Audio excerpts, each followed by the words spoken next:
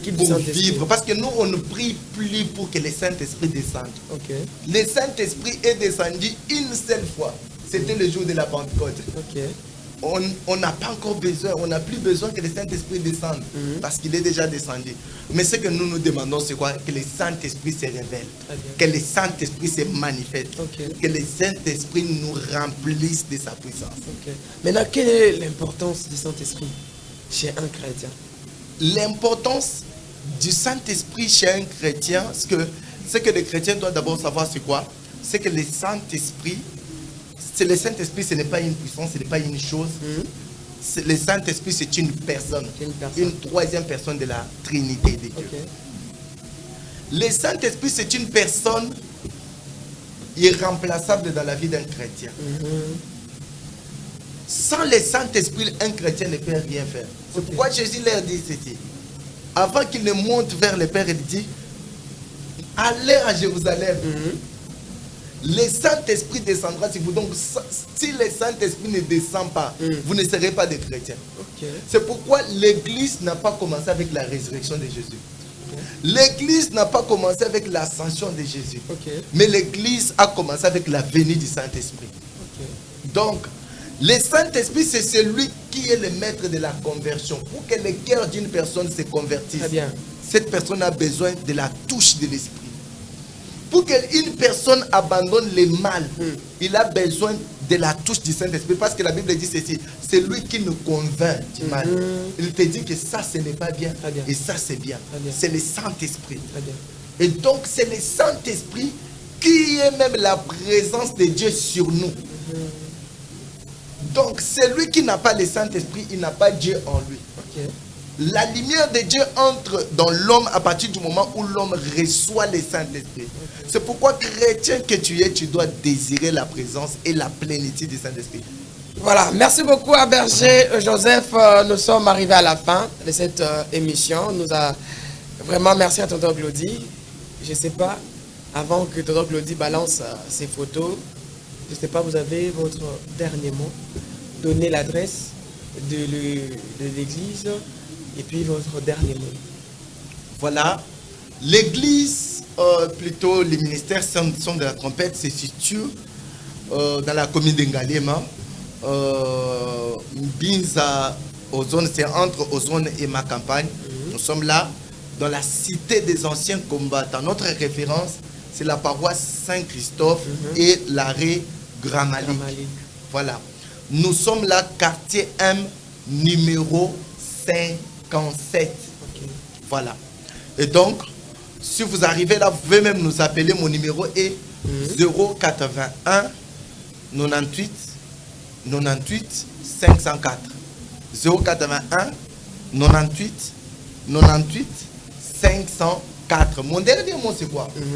C'est que, bien-aimé dans le Seigneur, tu dois désirer le Saint-Esprit. Car sans le Saint-Esprit, nous ne pouvons rien faire.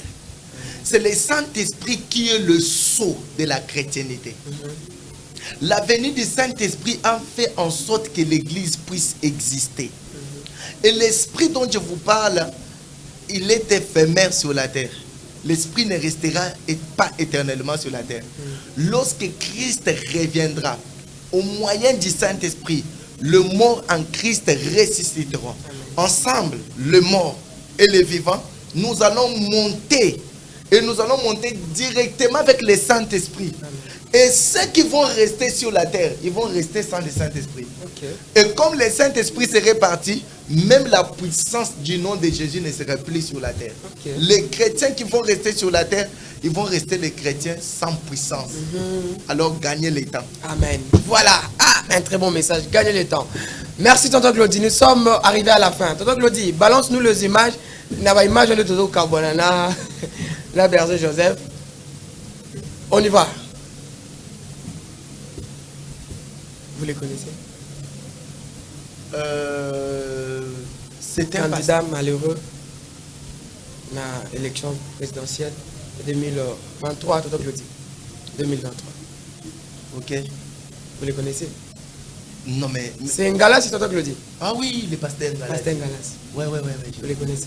Oui, je lui, le connais. Il avait dit, Dieu lui a donné la Je le mission connais. de devenir le président de la République. Ouais, Il avait réussi la prophétie. J'ai l'image sur la tête. Cette prophétie, Dans c'était la venu tête. de Dieu. Ce n'est pas à moi de juger ça. Il a ses convictions, c'est un père dans la foi. Il a ses convictions. J'ai une vidéo, mais au Tchangoté. Sa vidéo où il avait dit que vous ne veulent ou pas, je serai président de la République. Parce que c'est Dieu qui m'a dit. C'est le pasteur Ngana. Tonton Claudie, Tchamoussousou. Tchamoussousou, pardon si vous en avez. Ah, Le pasteur Godin Boye. Vous connaissez le pasteur Godin L'homme Boye. populaire. Vous avez un mot à dire. C'est un homme de Dieu. Ouais, c'est un homme de Dieu. Je le connais très bien, il est à Bandal. Et donc, c'est un homme de Dieu qui prêche des messages trop codés avec des thèmes incroyables. Si aussi. Il est aussi politicien. Oui, il est politicien. Est-ce qu'un homme de Dieu, un ministre de Dieu peut aussi faire la politique? Un ministre de Dieu, selon moi, oui, il peut faire la politique. Il peut faire la politique. Il peut faire parce que l'évangile va au-delà de ce que nous faisons dans le quatre murs de l'église. Voilà, je ne sais pas, Tonton Claudie, c'est tout. Mais voilà, nous avançons avec Tonton Claudie. Il y a encore. Voilà. Les pasteurs, le bishop Baraka. Vous le connaissez, non? Je le connais. L'homme des jus. Je le connais très bien. Baraka Moukeshu. J'ai eu mal quand j'ai appris qu'il avait un problème avec sa santé mentale. Et lui qui a géré le genre. Ce n'était pas lui. C'était qui? J'ai suivi dernièrement qu'il avait un problème avec sa santé mentale. Et du coup, sur ce point, j'interpelle aussi à tout homme de Dieu, surtout à nos entourages, les gens qui nous entourent, il faut mieux observer nos pasteurs. Parce que son problème, avec son cas, ce n'est pas lui le problème, mais son entourage. Avant que le monde remarque ça, ça veut dire être son entourage. Et l'interdire des sorties médiatiques. Lui qui guérissait les gens avec le jus. Même Jésus, on l'a dit, mais médecin guérit toi-même. Ça nous arrive tous. Les jus aussi peuvent guérir. Ça peut arriver que tu pries pour quelqu'un, il ressuscite un membre de ta famille qui meurt. J'avais suivi une prédication, un culte de pasteur Moukeshu. Mais ABC Bandimba na mapa na jus. Ou leli pour légi ou biki. J'avais ces vidéos. Donc je dis c'est tout.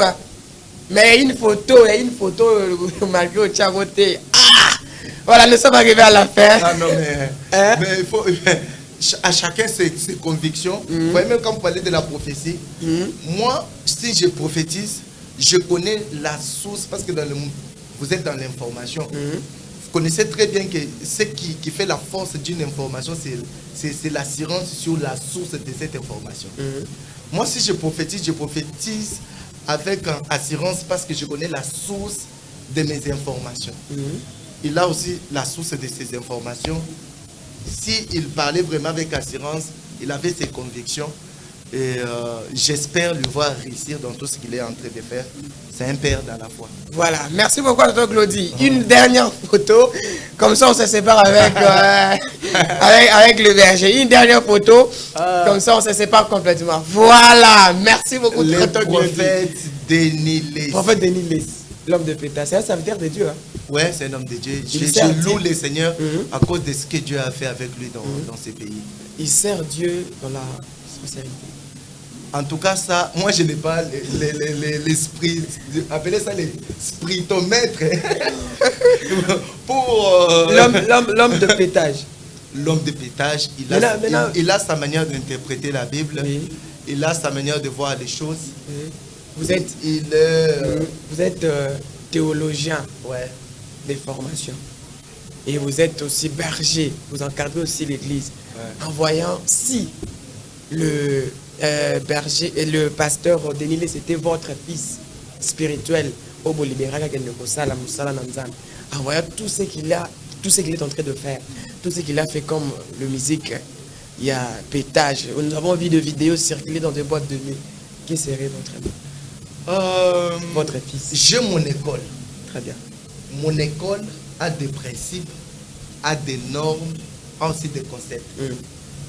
Je ne sais pas c'est quoi son école, c'est quoi les principes de son école, et c'est quoi les... Je dis s'il était votre fils. Peut-être selon mon école, je n'aurais dit pas accepter de telles choses. Très bien. Selon mes concepts et ma compréhension de la Bible et de l'Évangile. Mais je ne fais pas de mon école une école pour toute l'Église. Voyez, il y a de ceux-là qui ont leur manière de concevoir l'Évangile et de voir, et je respecte leur manière. Et comment vous pouvez le qualifier? Comment je peux qualifier tout ce qu'il a fait comme pendant tous ces temps? Non, si vous venez dans mon école, vous allez directement comprendre mon avis. Merci beaucoup, merci beaucoup. Nous sommes arrivés à la fin. Nous sommes arrivés à la fin de cette belle émission. Merci au berger Joseph, au Kabengele. Merci à Tonton Glody. Merci à tout le monde. Nous sommes arrivés à la fin. Ceux qui sont et Tokutani, restez toujours branchés sur la chaîne YouTube La Profondeur Plus TV.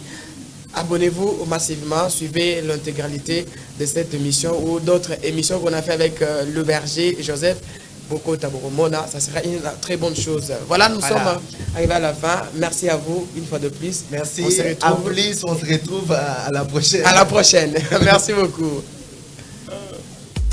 RTVE, Radio